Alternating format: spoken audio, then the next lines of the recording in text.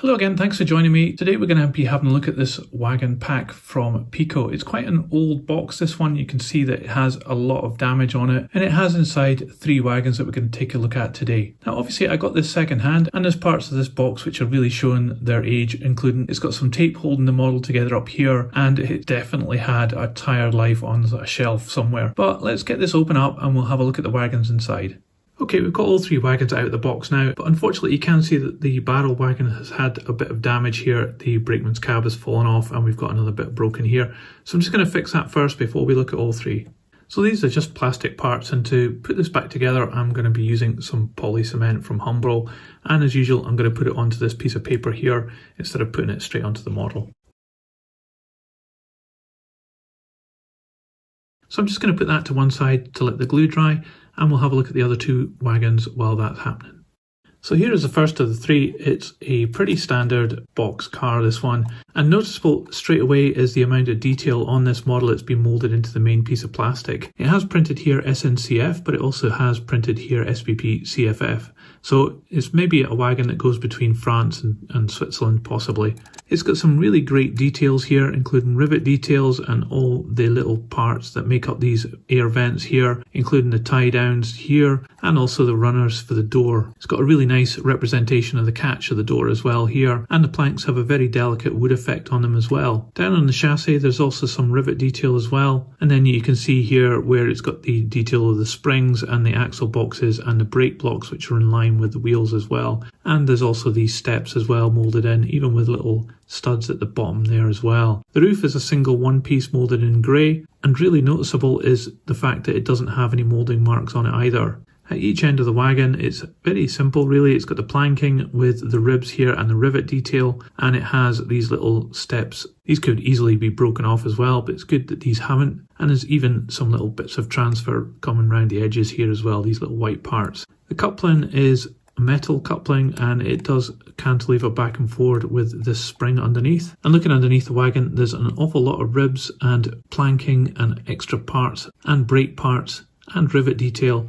Really nice moulding here too. The wheels are very free rolling as well. It's really quite impressive. So let's have a look at the other wagon. So this one I think is a refrigerated wagon. This time it says DSB for Denmark, and it has Tuborg OL on it. Tuborg obviously being a beer brand. The printing on this is actually really bad. You can see that it's really not managed to get over the planks here, and it's got some white lines running across. It really spoils that logo. But that could be being caused by the actual definition of the ribs and other parts of this wagon in the moulding. Again, it's got a lot of detail with rivets down the side of these parts here, little hatches with brackets, the runners for the door. It all looks very convincing on this moulding. So on 3 corners we have this little handrail which has been moulded into the main piece of plastic, but we don't have it at this corner here. That's an interesting attention to detail. The ends of these wagons don't have much on it, to be honest. It has some rivet detail, a couple of brackets as well. There's a little bit of detail on the buffer beam, not much though. Also have these little steps as well.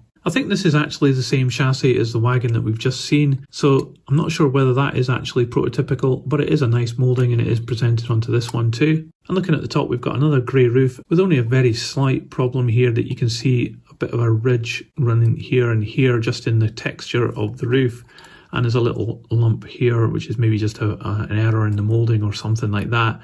But overall this is actually looking really good as well. So hopefully the glue is dried on this wagon and we can have a closer look now.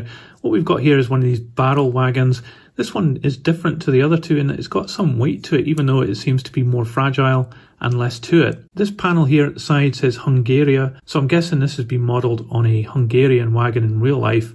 And there's a lot of nice printing on that panel, and also this one here at the front. You've got these barrels here. I think they're just moulded in plastic, but they're very nice deep relief on them and a lot of detail making it obvious what it is. But it has this strapping around it which is made in metal, and it's been attached very cleverly to the chassis here. Got this ladder coming up. It does have some problems with flash on some of these steps from the moulding, and you've got this simple platform at the top. Looking at this end, there's not a lot of detail here. We've got some nice planking effect on here, but we do have a hole in the chassis there which goes down to what looks like a screw for the coupling here. And then on the buffer beam we've got what looks like some problems with the moulding where it's maybe sunk in a little bit, but the buffers are pretty well presented. And then looking underneath, we've got this cantilever system for the coupling, and it's in an M pocket as well. And there's added parts here for the brake gear.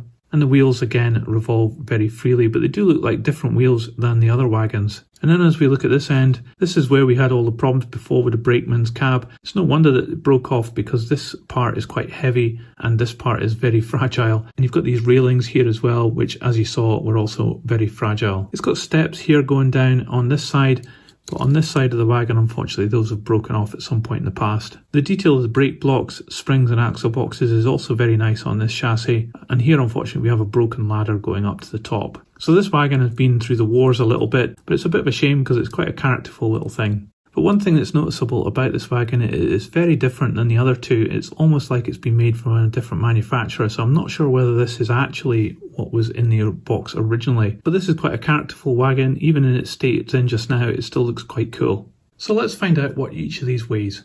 The darker wagon weighs 59 grams. The Tuborg wagon weighs 60 grams. And the barrel wagon weighs 60 grams as well, although it probably would weigh a little bit more if it had all its parts on it.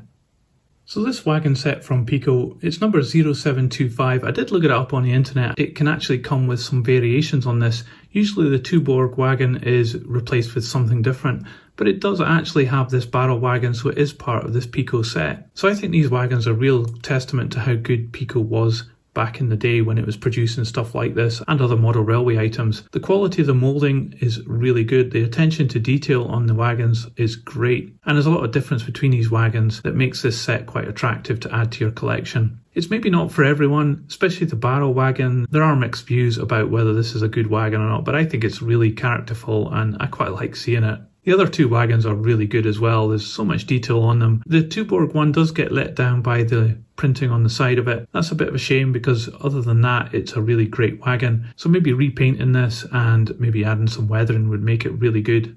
And that goes for the other two wagons as well. So would I recommend this set or similar sets like this to you? I think probably yes. These wagons really stack up even by today's standards. And I think if you weathered these wagons, it would really come up quite impressive. So they're definitely worth adding to your collection if you can get them, especially if you're modelling European railways in HO scale. Let me know what you thought about my analysis in the comments below. I'd really be interested to hear what you think. I'll put these on the turntable so you can see all the way around. But that's it for today. Thanks for watching. See ya!